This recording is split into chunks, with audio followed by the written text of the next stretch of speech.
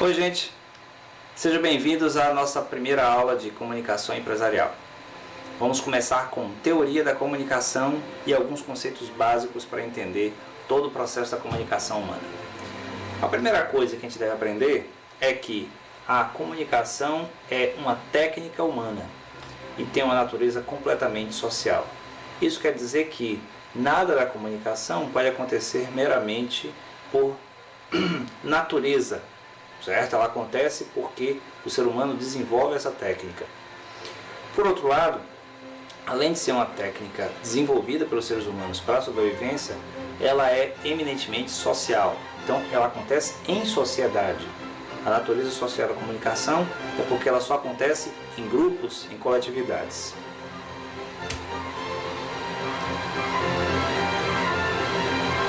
Toda comunicação tem um emissor,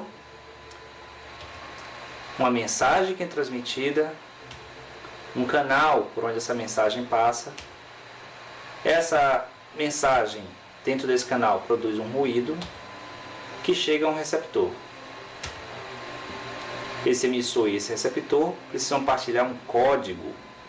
Esse código é tudo aquilo que é partilhado entre emissor e receptor que possibilita a transmissão das mensagens. Vários modelos podem ser utilizados para representar o processo da comunicação. Este modelo aqui, por exemplo, fala sobre a descida da mensagem do emissor para o receptor no final, passando pelo processo de codificação, por isso a necessidade do código, e decodificação ou descodificação, que é o processo no qual o receptor consegue compreender a mensagem transmitida. Isso tudo passando, obviamente, por um canal, é um meio adequado para aquela mensagem. Do emissor até o receptor são transmitidos significados. Esses significados passam a mensagem e chegam até a compreensão do receptor. O emissor tem certeza de que o receptor recebeu a mensagem a partir do momento em que ele recebe o retorno, o chamado feedback do receptor. Aí o emissor ele conclui que a sua mensagem foi transmitida adequadamente. Esse outro modelo, certo, diferenciado, mas com a mesma intenção, transmite a comunicação, processa a comunicação de maneira mais circular. No caso, você pode ver que o emissor transmite a mensagem para o receptor, há o processo de codificação, da linguagem, transmitindo um certo conceito, que o receptor decodifica utilizando a mesma linguagem, certo? O mesmo código, e esse conceito chega ao receptor. A reação seria o processo que garante ao emissor que o receptor recebeu aquela mensagem adequadamente, que entendeu o conceito transmitido. Nesse outro modelo, você tem uma fonte de informação antecedendo o transmissor. Essa fonte de transmissão, essa fonte de informação pode ser tanto a mente humana pensando, quanto o centro pensante de uma empresa também. O transmissor, como o emissor, tanto faz, transmite a mensagem. É chamada a atenção nesse modelo a questão do ruído, que é a fonte de interferência sinalizado pela seta cinza sobre o quadro branco. Você vê que no quadro branco não tem nada.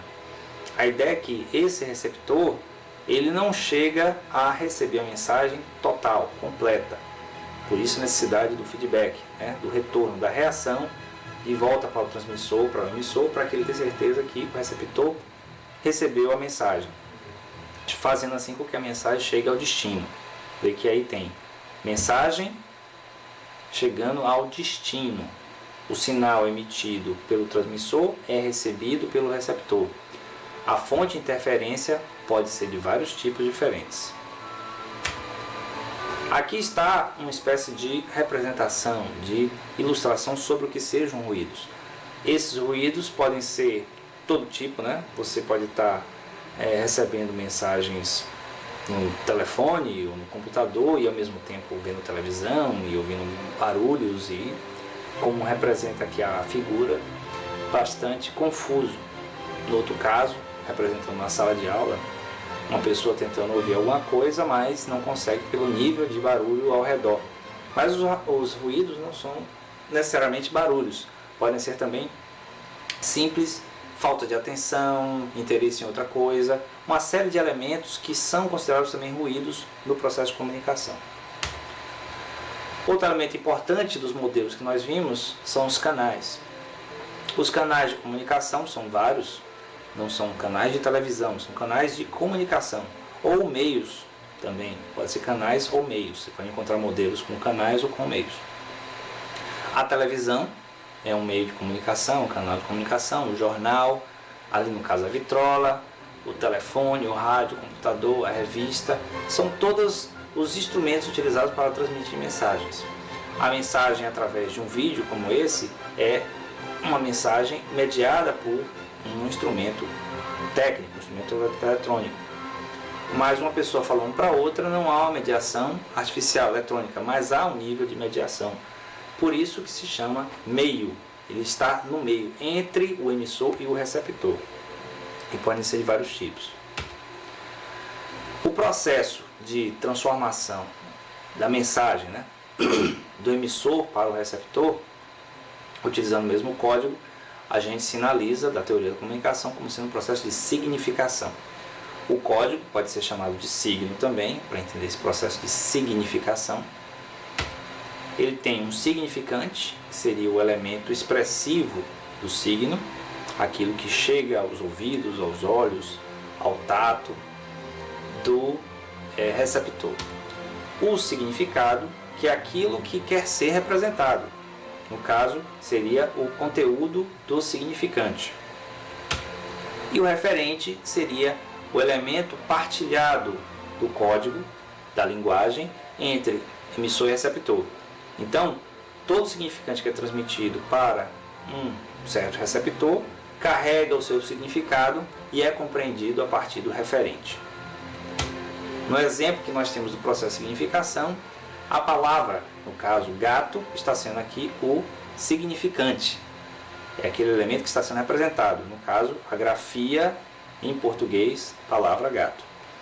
O significado seria o animal gato, aqui representado por uma figura que em outro momento poderia ser um significante também, mas aqui está posicionado como significado da palavra escrita gato.